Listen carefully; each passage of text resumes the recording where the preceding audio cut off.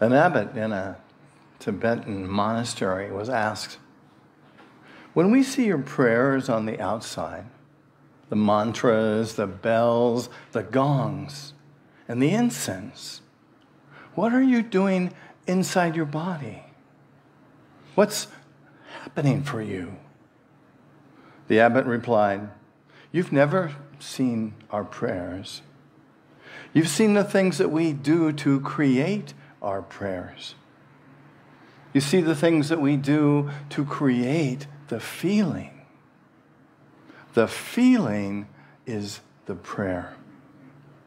Then the abbot turned around and asked the question, how do you do this in your culture?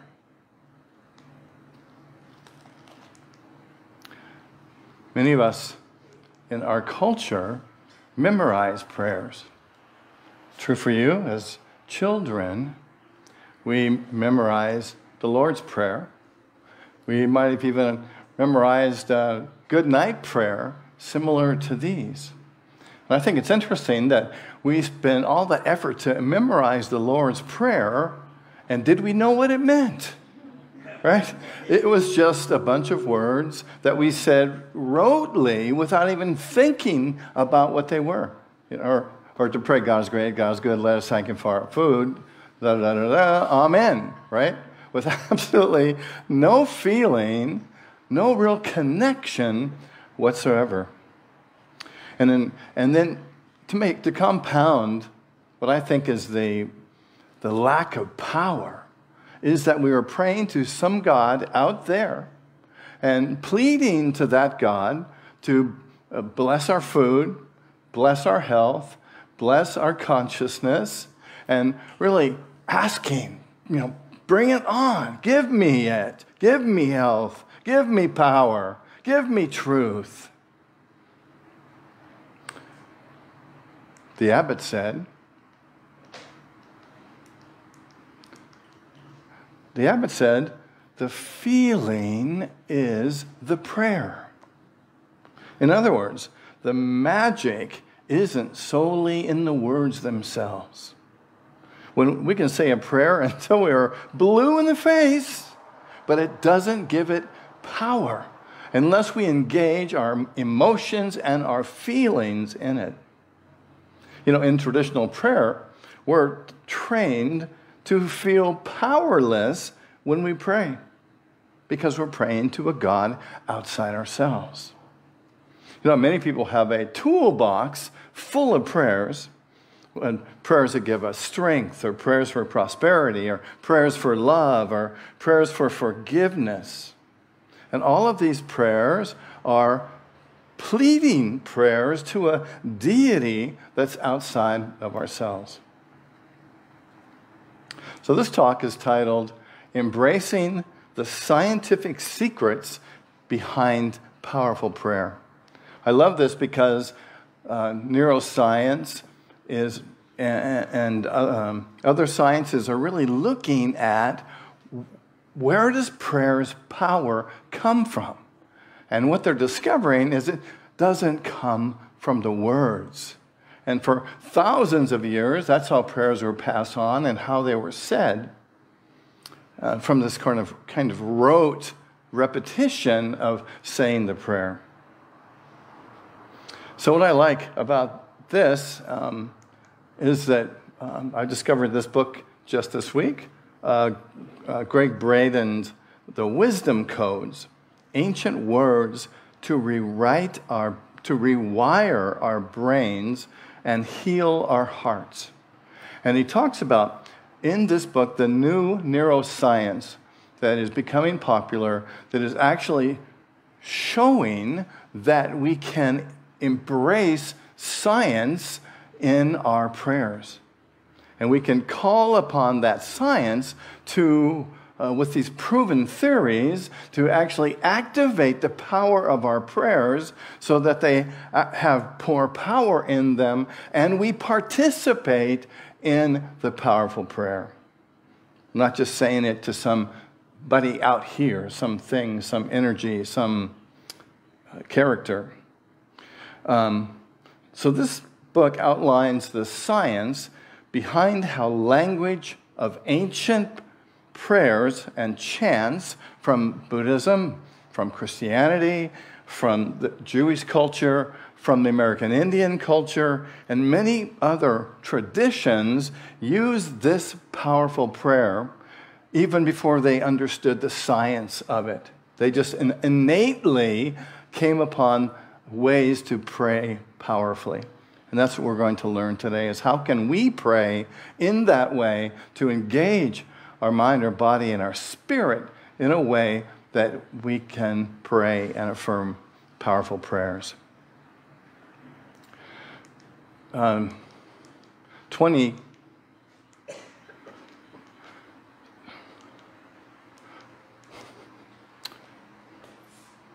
Technology is great when it works, isn't it? Back in 1991, scientists made a discovery. And they discovered that in a journal called Neurocardiology, it was written, and scientists wrote it, that there are over 40,000 brain-like cells in our hearts. And these are they're called sensory neurites. And really, the study revealed that the heart can think, the heart can feel, the heart can remember, and the heart can make decisions independently of the brain. Ancient spiritual traditions teach us that there's a way to harmonize the brain and the heart so that this cohesiveness, this coming together, intensifies the power that we have access to when we build this coherence between our hearts and our brain. So how do we do that? Do you want to know how to do that? Sure, why not? Let's look at it. So there are 3 steps in creating coherence. The first step involves a shift in focus to the heart. It's a technique that our prayer chaplains use when they pray with us. The first thing they do is go down into the heart. And so to make our prayer effective, we want it to come from the heart and from the mind, from this place of coherence. So the first step involves taking the focus to the heart. The second step, I'm going to have to get up and walk and do this every time. Did it go? Oh, now it skipped way ahead. All right, let's go to 2. There we are. So the second step is to change our breath. Typically, when nuns pray, when monks pray, they say the prayer that they desire on the exhalation, right? So they breathe in, they gather the energy of the heart, and then they speak the prayer on the exhalation, blending it with the mind and the heart, and using the breath. And their breath, by the way, is slow and methodical. And we know anything we do slow like this, we're building this into our consciousness so that it's not just a rote, fast prayer that we're saying quickly to kind of get it over with. We are nurturing it. We're massaging it. We're feeling it. We're experiencing it. And then the third step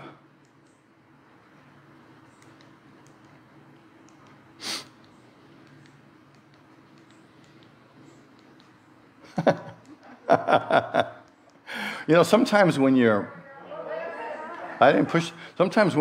on the verge of something really powerful, the universe plays games with you because it wants to see how serious you are about it, right? You ever noticed? Sometimes when we're about to come across the most important thing, that a realization that's coming to us, we can get distracted. Oh, I got to go feed the cat, you know. Oh, I got to go check out the trash. And it's like, because there's a part of us that avoids the most transformational potential, because part of us is resistant to moving forward in consciousness. So I don't know that that's what's happening right here, but I'm willing just to walk back and forth to this computer. Maybe next week I'll put it up on the stage so I don't have to do this and see if I can... Show me what to push? Sure. Okay, there we go. There we go. Yeah, come on up. And it's these two buttons. This one goes back and that one goes forward. Okay, you just point when you have a forward. Okay. And we'll try. That works. Get you involved in this. So, and the third part of creating coherence is to have a shift in emotion, right? To physically, mentally create a positive, life-affirming emotion and hang out in that emotion, whether it's gratitude or it's love or it's forgiveness, right? But it's most powerful when you engage a feeling that's related to the desire that you want to experience. If you want to get more love, find your partner, be in love with yourself, then focus on love and really embody that love so that it is so thick and powerful in your consciousness that you're setting your prayer into this mold that is shifting the energy, and we'll talk more about how that's effective in just a moment. In fact, I guess we'll talk about it right now. So let's see. Go on to the next one there, Kailani. There we go. Creating life-affirming emotions changes our DNA. This is a recent discovery that when we change our feelings, when we embrace love, when we embrace power, when we embrace fear, it changes our DNA. And our DNA then changes our experience. Because our DNA influences the stuff that matter is made out of, the stuff your body is made out of, the stuff in the world is made of. So we can see how powerful it is to tap into our DNA and to hold on to emotions and truth and power. This is, let me go forward there, Kailani. This is where science, back one. This is where science is now supporting the principles of prayer. This is huge. Science and prayer have long time thought to be rivals. Science didn't support the possibility of prayer, even though prayer may have supported the science. But this is new technology, new discovery that's happening right now. It's really like we are in a powerful place to be in this universe, to understand this truth right now. So let's see, I had one more here. This one, I guess. So you might remember who was alive in the 80s? Anybody? Do you remember in the 80s, this stuff came out about affirmations, right? And woo, boy, somebody discovered affirmations. I'm trying to think of the woman who wrote the book. Say it again? Sandra Ray. Louise Hay. Affirmation. Who else is the other lady that wrote an amazing book about affirmations? And maybe it'll come to Shakti Gawain, that's it. And affirmations were popular. People were saying, woo, affirmations change your life. Use affirmations. Do you remember doing that? People put them in their mirrors, in their cars, on their glasses. You know, put them everywhere so they could see them all the time and remember to be doing these affirmations. And what's interesting, a lot of times it worked. Right? A lot of times it worked. And a lot of times it didn't work. And the reason that it didn't work, because the affirmations weren't hooked into the emotion. Remember what the monk said?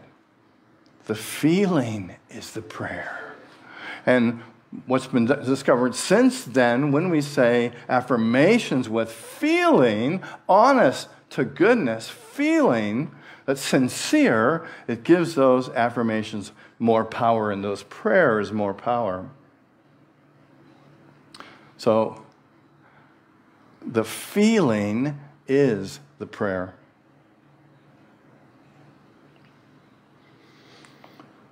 So the secret to creating effective affirmations is to incorporate feelings and the present moment into the affirmation. Maybe you've said this. Send me forward, Kailani. There we go. Anybody ever said, I'm ready for my healing? What do you think about that? Scale of 1 to 10 is a powerful affirmation. Just give me a number between 1 and 10. 5. 5. I think you're right. Because if you really look at what this affirmation says, it's, I am ready for my healing.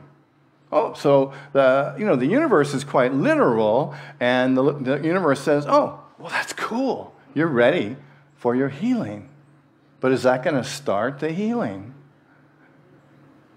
Is there any feeling in that statement?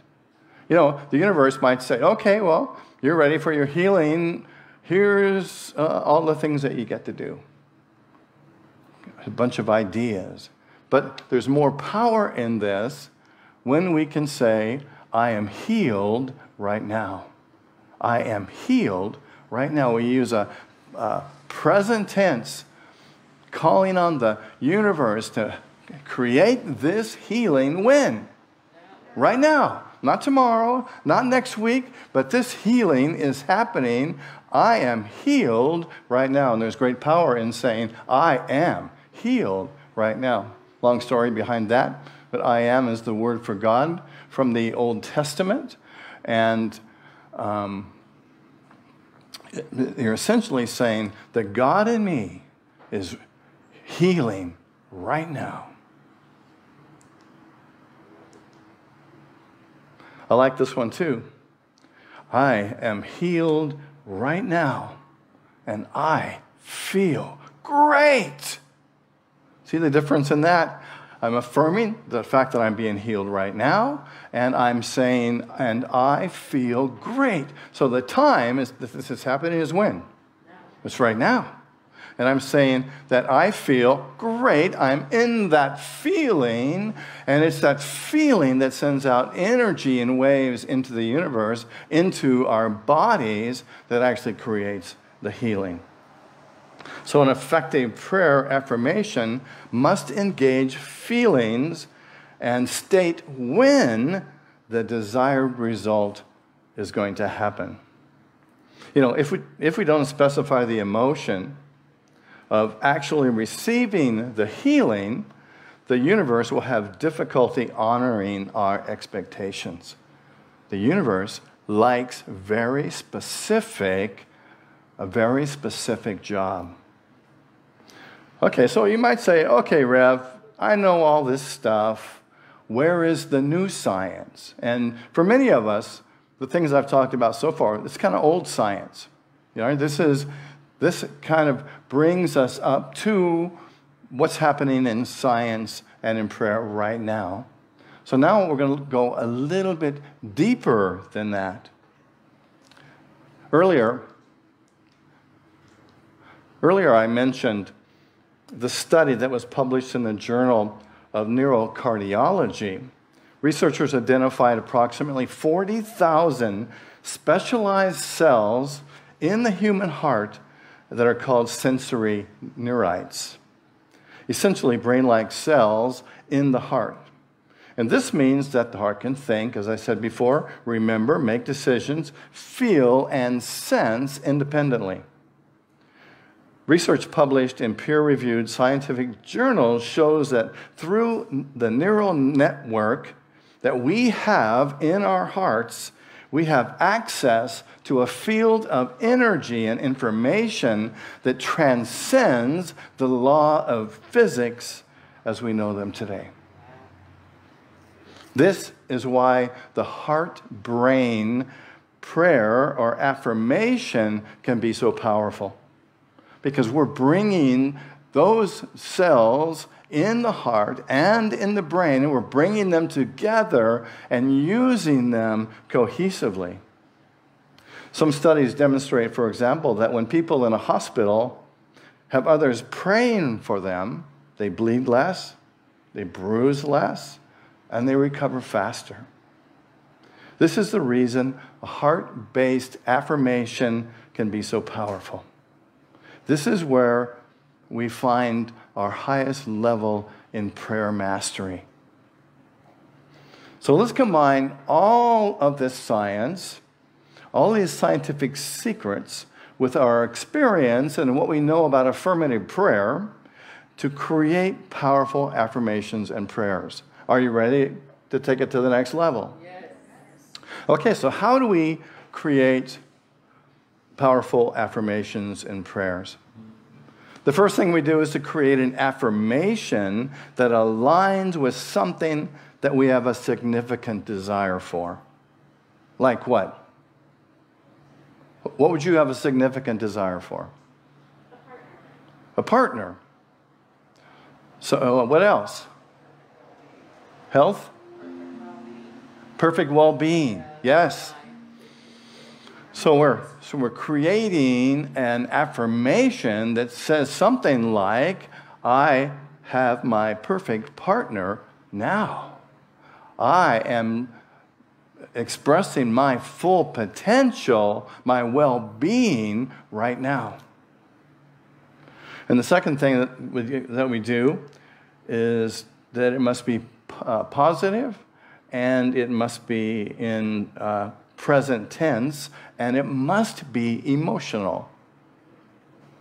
I have to make sure, I can't see that one so well, so I'll look up here. Okay? So we can confirm, I have my perfect partner, and I am grateful. And then we embrace that feeling of what that feeling feels like to actually be with that partner, right? And the same with experiencing the fullness of life. I'm embracing the fullness of life, my perfect health, and I'm feeling what that feels like. And I'm saying, yeah, I can feel that, right? Because that sends out a vibration to the universe, to all the cells within our body that says, okay, you want that? You got that.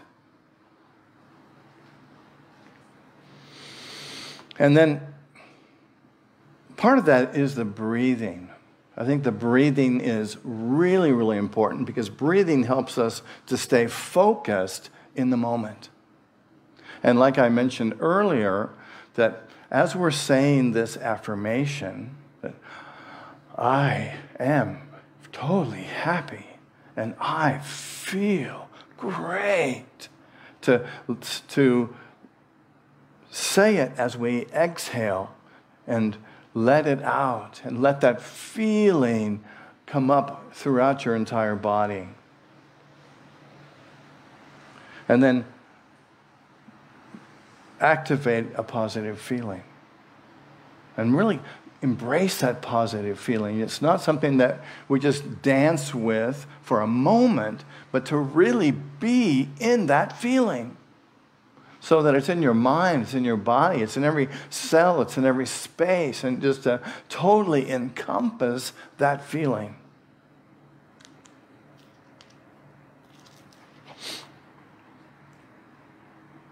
To be in gratitude, to be in love, to be in joy.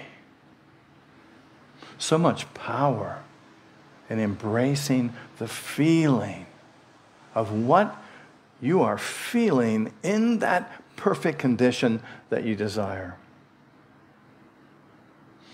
And the last part of this,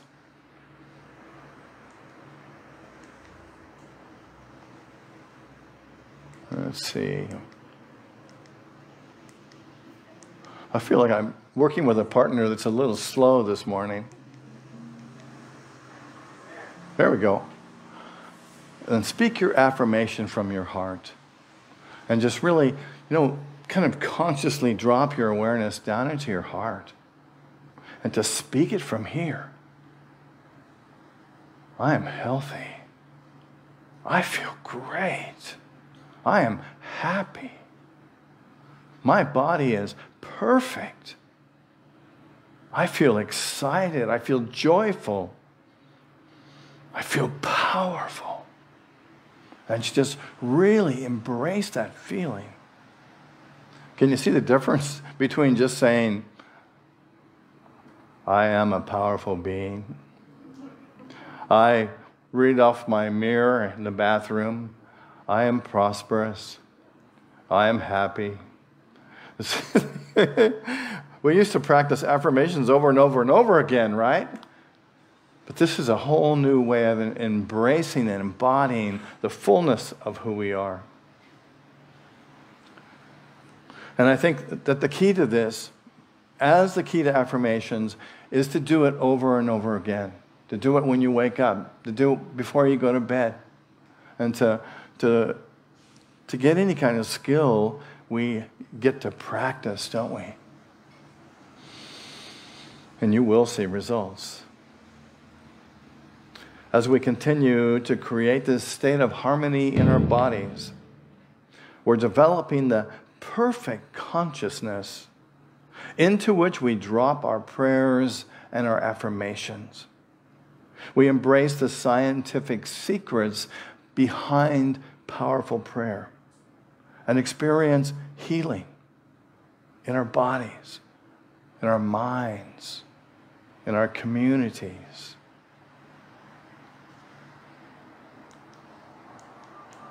Okay, Kailani, send me on to the next one, please. Oh, that's not too far. Who's in charge around here anyway? Is that you, Bob? Are you messing with me back there? All right. So let's say this together. And just kind of get centered before saying it. And to feel gratitude.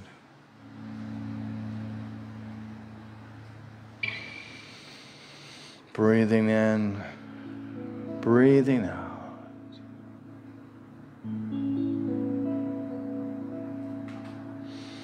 Feel the gratitude for this moment, for your life.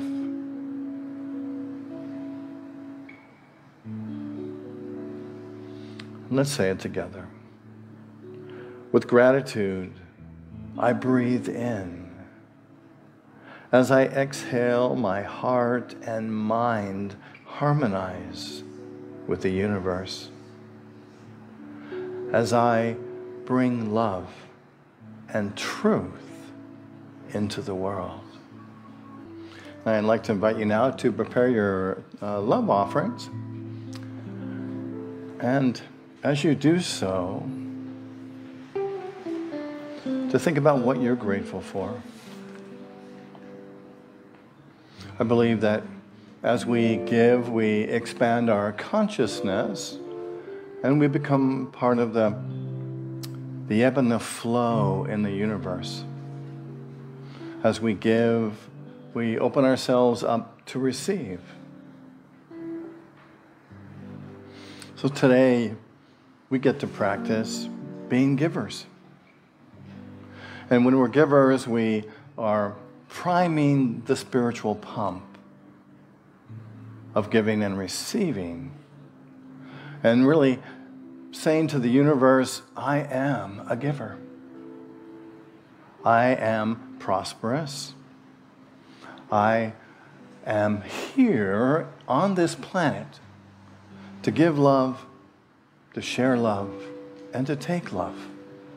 And in the same way, we contribute to the world with our gifts because the world then rewards us by giving back to us. And sometimes I like to think that when we give, we open ourselves up to receive the wisdom that we've just heard.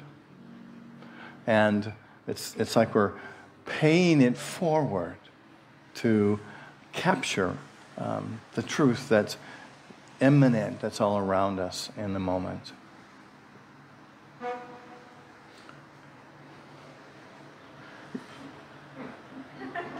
You made some kind of a comment. I thought you had something to say. You have nothing to say. This is your big chance. Absolutely nothing. It was just a little comment that Kurt was saying, I'm here, I'm listening.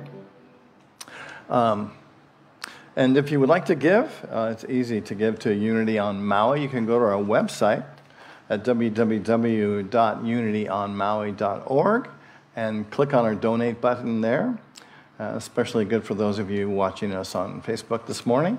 Or you can send us an offering in the mail to our physical address. That's 483 South High Street in Wailuku, Hawaii 96793. And thank you in advance for your gifts. So let me see if I can find the prayer. Hey, Bob, give that button a push back there, will you?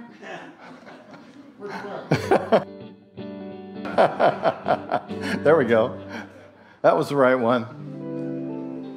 So as you're holding your gifts, let's affirm and pray together with a feeling of gratitude, our offering prayer for today. Let's say it together. Through a grateful, giving heart, my mind and life overflow with the abundance of God's all-providing, infinite supply. And so it is. Thank you, and our ushers will come around and receive your gift. So thank you, loving Spirit, for these gifts that have come to us in love. We hold them, we bless them, we give thanks for them, knowing that they move through this ministry out into the world. And we behold a world filled with love, with light, with truth, with joy, and with peace. And so it is. Thank you. Well, these beautiful flowers right behind me were offered by Katie today in celebration of the beauty of life. Thank you, Katie. And if you would like to bring flowers some Sunday morning, the option is yours as well. It's fun to have something live on the platform besides Kurt and I, and something beautiful on the platform besides Kurt and I. No, wait, I'm beautiful. And so are you. Yeah, that's what I said. Didn't I say that? Didn't I say that this man was beautiful? Yeah. We're all beautiful, yes. And so there's a sign-up sheet on the table at the back, and you can sign up. And like Katie did, you can dedicate the flowers to a person or place, something that's important to you. And let's see, next Sunday, I've been inspired, as I said before, by Greg Braden's new book.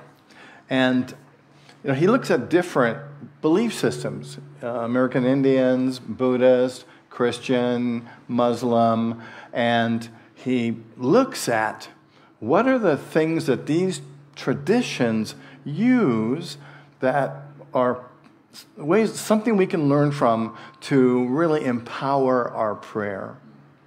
And so my talk next Sunday is titled, If I Bring Forth What Is Within Me, What I Bring Forth Will Save Me. And that's kind of the other side of a quote from the book of Thomas. The book of Thomas was what is believed, it wasn't canonized, so it's not in your Bible. Back in the 14th century or whatever it was when they decided what went in the Bible and what didn't. The book of Thomas didn't go in the Bible. And it's unfortunate because what the Book of Thomas is a set of sayings that are attributed to Jesus.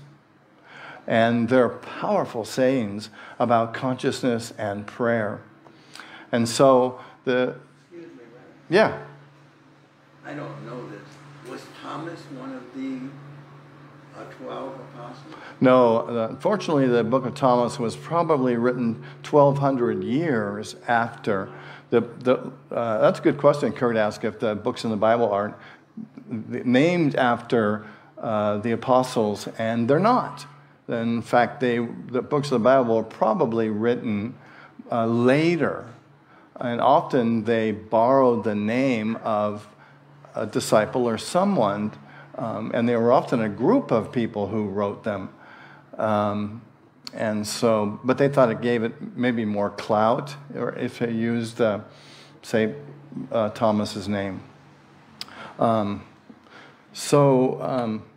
Anyway, I think it's going to be a really powerful talk, because it's really about how can I bring forth that which is within me? How can you bring forth that which is within you so that you can be the most powerful spiritual being that you can be? And it's interesting, the other side of this is if I bring forth what is within me, what I bring forth will save me.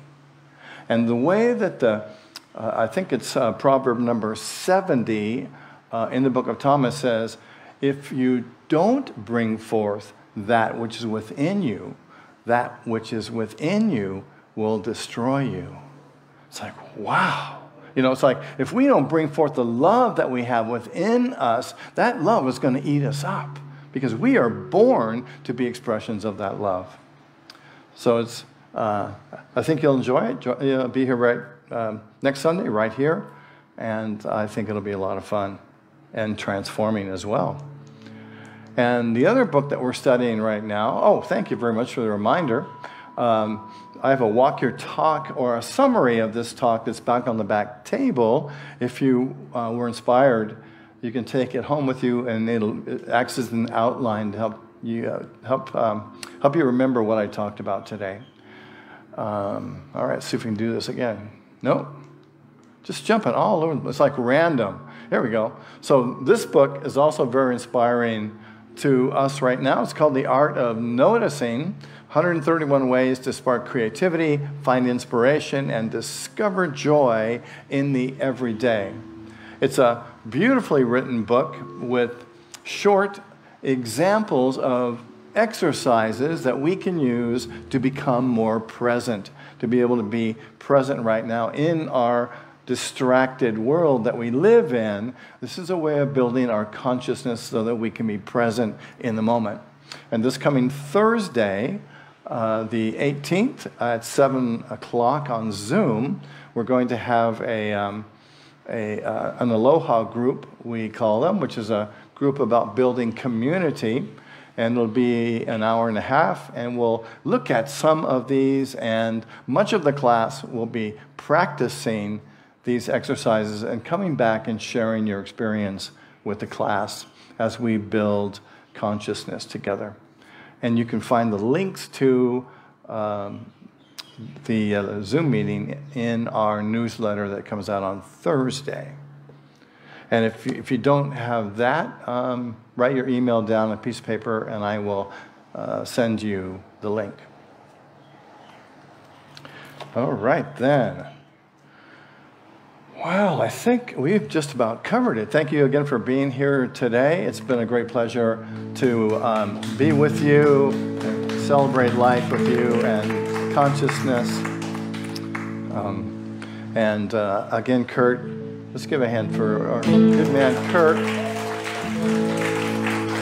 And we have Bob on sound, Emily on video.